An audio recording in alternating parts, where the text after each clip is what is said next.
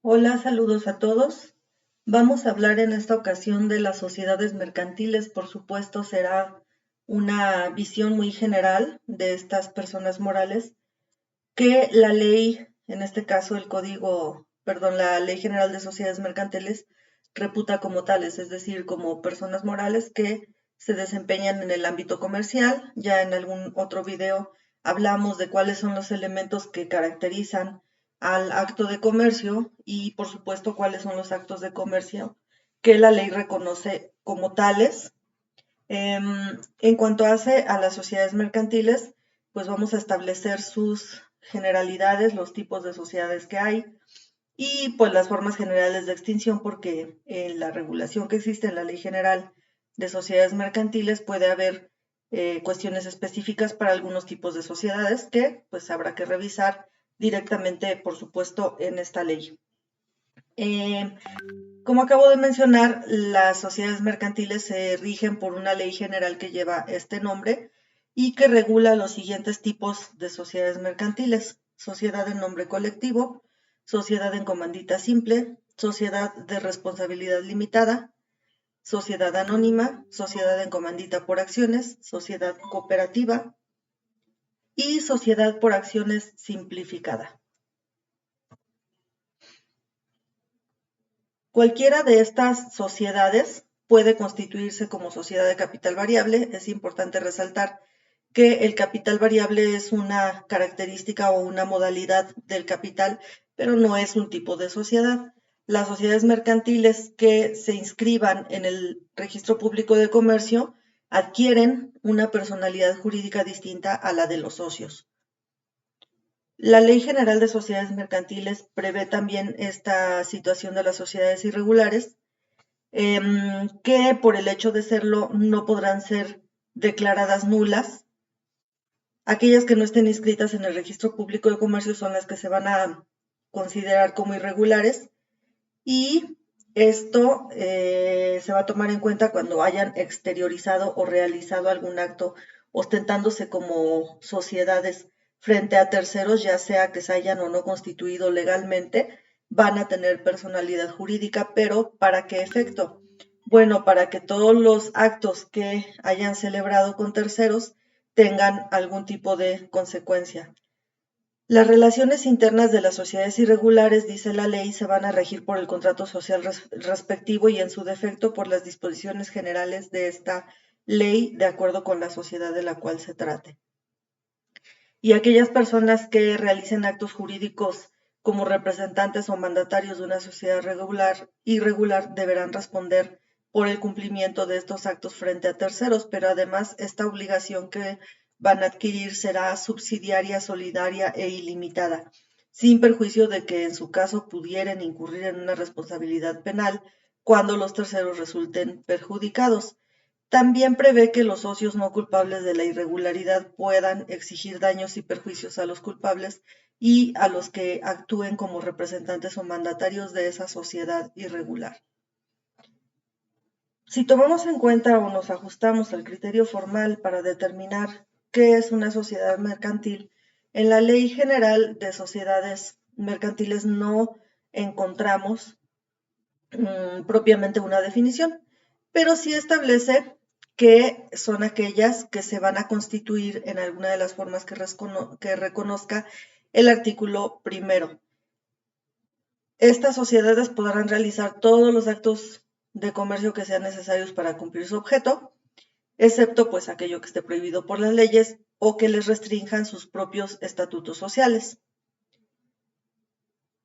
Vamos a ver a qué se refiere cada una de estas sociedades. La primera es la sociedad de nombre colectivo, que de acuerdo con la ley general es aquella que existe bajo una razón social, en la que todos los socios responden de modo subsidiario, ilimitado y solidario de las obligaciones sociales. La sociedad en comandita simple es aquella que existe bajo una razón social y que se compone de uno o varios socios comanditados que responden de manera subsidiaria, ilimitada y solidaria de las obligaciones sociales, así como de uno o varios comanditarios que únicamente se obligan al pago de sus aportaciones. Por su parte, la sociedad de responsabilidad limitada es la que se constituye entre socios que solamente se obligan al pago de sus aportaciones. Estas aportaciones, que representan una parte social, pueden estar representadas por títulos negociables a la orden o al portador y solo serán cedibles en los casos y con los requisitos que establece la ley.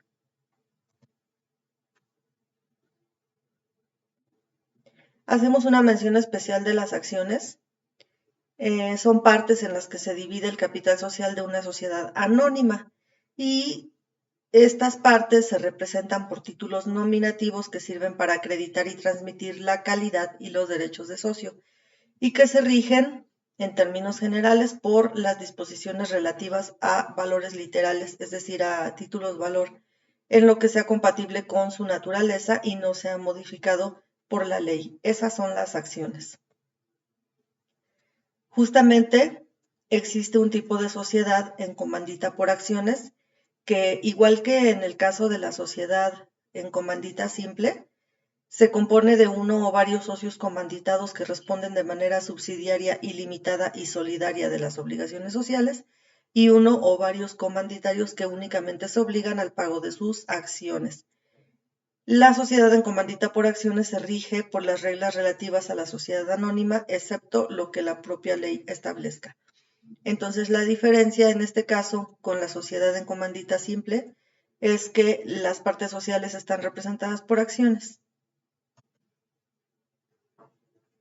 Existe también la sociedad por acciones simplificada, que es aquella que se constituye por una o más personas físicas que solamente están obligadas al pago de sus aportaciones que se representan en acciones. En ningún caso las personas físicas pueden ser simultáneamente accionistas de otro tipo de sociedad mercantil a las que se refieren las fracciones 1 a 7 del artículo 1 de la Ley General de Sociedades Mercantiles si su participación en dichas sociedades mercantiles les permite tener el control de la sociedad o de su administración. Tenemos que hacer también una mención especial al capital variable. Les decía hace un momento que esta no es un tipo de sociedad, sino una modalidad del capital que tiene esta denominación o esta característica cuando es susceptible de aumento por aportaciones posteriores de los socios o por la admisión de nuevos socios, o bien de disminución del capital por retiro parcial o total de las aportaciones, sin más formalidades que las que establece la ley. También es importante resaltar que la sociedad cooperativa es regulada por la ley, una ley especial o su propia ley, que es la Ley General de Sociedades Cooperativas y que tiene, por supuesto, su propia regulación debido a la importancia que como órgano, bueno, digamos como persona moral de tipo mercantil, pero con una finalidad social y de cooperación entre quienes lo integran, se regula de una manera especial, como se los acabo de mencionar, y tiene su propia ley. Bueno, pues con esto concluimos una visión general de las sociedades mercantiles. Agradezco su atención y nos escuchamos para el próximo tema. Muchas gracias.